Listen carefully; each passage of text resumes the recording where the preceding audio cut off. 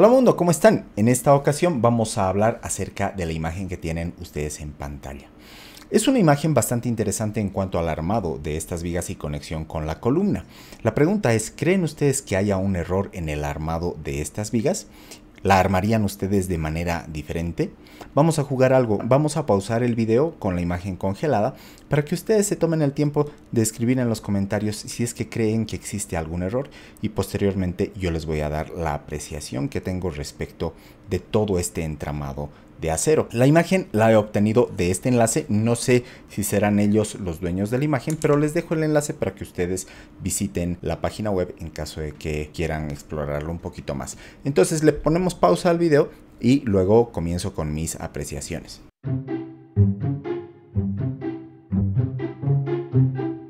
Muy bien, ahora me toca a mí.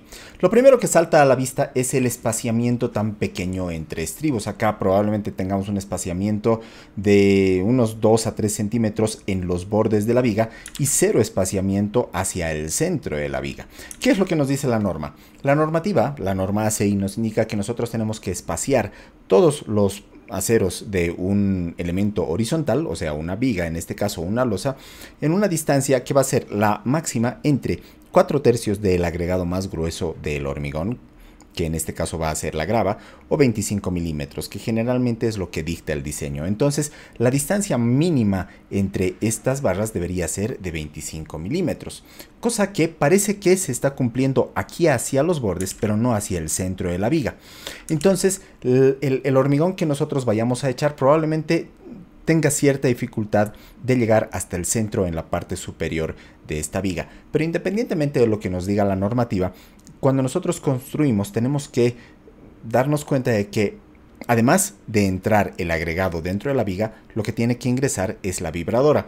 El botellón de la vibradora generalmente tiene un diámetro entre 4 y 5 centímetros que sí tiene que entrar al centro de la viga para que obviamente este hormigón esté compacto, cosa que acá parece no cumplirse. Yo si intento ingresar el botellón de la vibradora en algún sector por acá o por acá o por acá en la viga, probablemente no lo vaya a lograr. Y eso obviamente decrementa la calidad de mi hormigón o el vibrado de mi hormigón en todo este sector. Ahora bien, vamos a determinar los motivos, porque obviamente este armado se ha realizado con algún motivo. Si bien es cierto que a partir de una sola fotografía y sin una memoria de cálculo o planos es difícil determinar lo que sucede en esta foto, creo que podemos sacar ciertas conclusiones acertadas. Por un lado, este tipo de armado corresponde a un tipo de estructura que son pórticos especiales resistentes a momentos. Este tipo de pórticos son pórticos que buscan ser muy dúctiles ante empujes laterales, por ejemplo, de sismo. Entonces, cuando nosotros estamos ante cargas de sismo muy fuertes, resulta que tenemos que buscar que el acero a flexión en la conexión de vigas con la columna fluya. Y para lograr eso, para lograr que nuestro acero a flexión fluya, nosotros necesitamos una cantidad muy densa de estribos que nos resistan a cortante en este sector. Es más, cuando nosotros tenemos cargas cíclicas, la norma nos indica que nosotros tenemos que despreciar la resistencia a cortante producto del hormigón justo en este sector. Es por eso que generalmente tenemos una cantidad muy densa de estribos cerrados en las zonas que están cerca a los nudos, en la conexión de columna con viga. Sin embargo, para lograr nosotros más espaciamiento entre estos estribos, lo que podríamos hacer es incrementar el diámetro de estos estribos. Al incrementar el diámetro, el espaciamiento ya puede ser más grande, ¿no? Obviamente hay también restricciones respecto al espaciamiento máximo que tenemos que tener en este sector para las vigas, pero obviamente eso se va a cumplir porque de hecho estos espaciamientos son mucho más pequeños que el espaciamiento máximo. Tenemos 3 cláusulas y para que las sepan son: la cláusula número 1 nos dice que el espaciamiento máximo de estos estribos tiene que ser la altura efectiva de la viga entre 4. Si esta viga tiene más o menos 60 centímetros, entonces la altura efectiva de la viga va a ser de 55 milímetros, digo, de 55 centímetros, quiero decir. Por tanto, el espaciamiento máximo entre estos estribos tendría que ser de 13.7 centímetros más o menos. Obviamente, acá vamos a cumplir con ese espaciamiento. La segunda cláusula nos dice que el espaciamiento máximo entre estos estribos tiene que ser 6 veces el diámetro longitudinal de la barra. En este caso nosotros tenemos una barra de, parecen 32 milímetros. Si multiplicamos 32 por 6 nos va a dar 192 milímetros o 19 centímetros. Y la tercera cláusula es que el espaciamiento máximo entre estos estribos tiene que ser de 15 centímetros. Si nosotros adoptamos un diámetro más grande para estos estribos, seguramente vamos a tener un espaciamiento más grande entre estribos y vamos a tener que cumplir con una de esas tres cláusulas que acabo de mencionar. Obviamente, cuando nosotros escogemos diámetros más grandes de estribo para estas barras, vamos a tener ciertas dificultades tanto en el doblado como también en el radio mínimo del mandril en estas esquinas. Sin embargo, es una buena opción para que así podamos nosotros, como les digo, ingresar el botellón de nuestra vibradora hacia el centro de las vigas en este sector. Ahora bien, ese no es el único error que probablemente muchos de ustedes hayan detectado. ¿Notan algo peculiar acá? ¿Notan la longitud de esta barrita de la columna? Probablemente ustedes se hayan dado cuenta de que si nosotros queremos empalmar luego esta columna para un siguiente nivel, tenemos acá poca longitud de empalme. De hecho, podemos calcular la longitud de empalme necesaria de esta barra a partir de un programita que yo tengo en la página web. Vamos a nosotros entonces irnos a mi página web. Acá estamos. Nos vamos a marcelopardo.com. Dentro de Marcelo Pardo bajamos a este botoncito de hormigón armado. Dentro de hormigón armado bajamos un poco. Todos estos son menús desplegables. Nos vamos a empalme, ganchos y longitud de desarrollo. Y acá todo lo que ustedes tengan con una calculadorita a la derecha corresponde a un programita. Entonces nos vamos a ese programa. Mientras carga el programa vamos a nosotros volver a la imagen y vamos a intentar deducir qué diámetro tiene esta barra. Probablemente 25 milímetros. No son 16 milímetros, parece 20-25 milímetros. Vamos a asumir que esta barra mide 25 milímetros de diámetro. Entonces, en el programa, nosotros tenemos acá programa de longitudes de desarrollo, que es lo mismo que una longitud de empalme en la mayoría de los casos.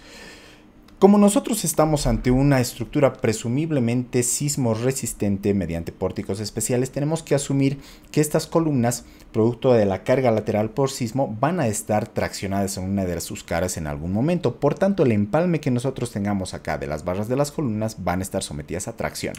Este es un programa de diseño de empalmes a tracción. El diámetro vamos a tomarlo de 25 milímetros, estamos presumiendo un diámetro y aquí 410 de resistencia de fluencia del acero, 25 megapascales de resistencia característica al concreto, que suele ser la resistencia que se utiliza para estructuras grandes ya. ¿Conocemos el recubrimiento? No lo conocemos, pero podemos deducirlo. Acá se ve un buen recubrimiento de la columna, el espacio entre el borde de la columna, entre la cara de la columna y los aceros. Vamos a asumir que es de 50 milímetros. Y luego una distancia entre barras, volvamos a la imagen, que presumiblemente va a ser entre 10 y 15 centímetros, o sea, tal vez unos 100 milímetros. Revestimiento, no tenemos ningún revestimiento epóxico. Si tuviéramos revestimiento epóxico, estas barras estarían pintadas todas de verde, lo cual no se ve. Entonces no tenemos ningún revestimiento. Y para la posición, nosotros tenemos dos opciones, una debajo de 300 milímetros y una encima de 300 milímetros. Esta opción es más para vigas, donde en un vaciado, ya sea de vigas, de columnas o de lo que sea, nosotros tenemos un hormigón muy compacto y muy denso, incluso por la segregación del agregado grueso, en los primeros 300 milímetros de vaciado.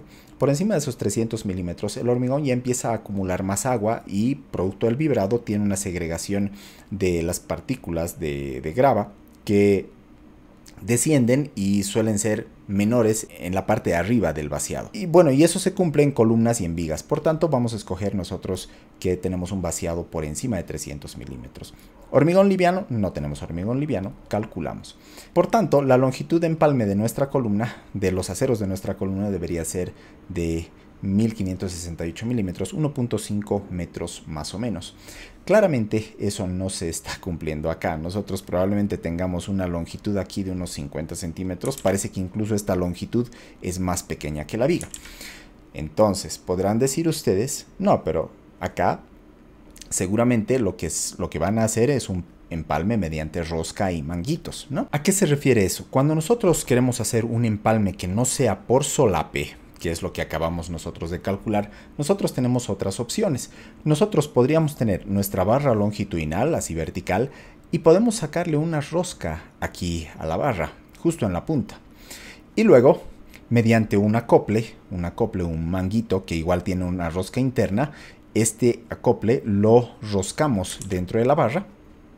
Y finalmente nosotros podemos tener una barra que tiene rosca también en el otro extremo y acoplarle obviamente mediante este acople, ¿no? Entonces un empalme mecánico válido se lo puede hacer. Sin embargo, si nosotros vemos nuevamente la imagen, si nosotros vemos esta imagen, para nosotros introducir todo este entramado de acero, primero tendríamos que proteger la rosca.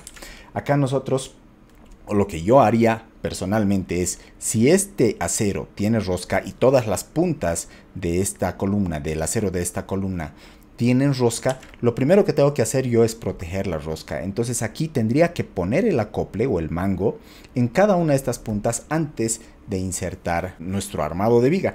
De otra manera, el ingreso, el transporte, la inserción en posición final de todas estas vigas es tan torpe que seguramente va a raspar todas estas roscas y probablemente las vaya a dañar. Entonces, tal vez no sea la intención la de empalmar estas barras mediante el método que les acabo de explicar. ¿Cuál es la otra opción? Soldar las barras. Yo tengo un video completo de si las barras de acero para construcción se pueden empalmar o no mediante una soldadura a tope. Haciendo la explicación corta, bueno, yo les voy a dejar el enlace de ese video en la descripción de este video para que ustedes, si quieren, lo vean completo. Sin embargo, para hacer las cosas cortas, es muy difícil hacer un empalme soldado bien hecho en obra.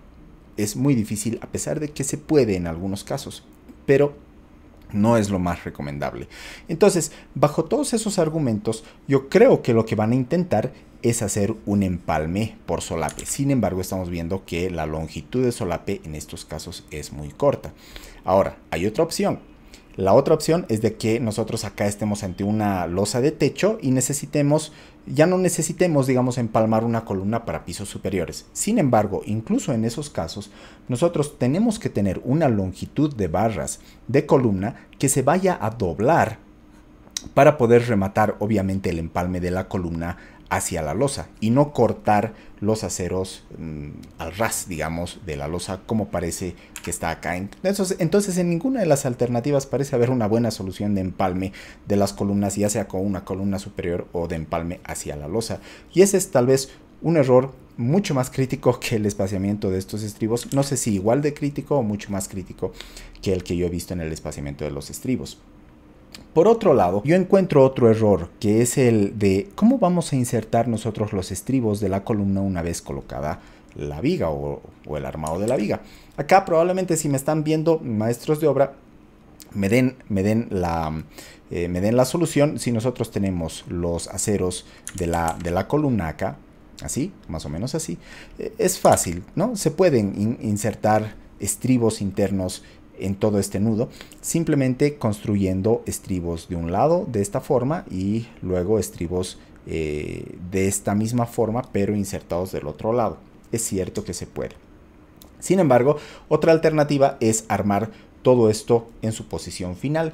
De esa manera, cuando nosotros tenemos los estribos colocados acá de la columna, ya empezamos luego a armar los aceros longitudinales de la viga, colocamos los estribos de la viga, todo en posición final, de tal forma que estos estribos sean estribos cerrados y no los olvidemos al final de la construcción, porque uno de los fenómenos que se da cuando nosotros elaboramos este tipo de armado es que colocamos el acero de la viga en el encofrado y luego nos olvidamos que tenemos que reforzar este nudo con estribos de columna.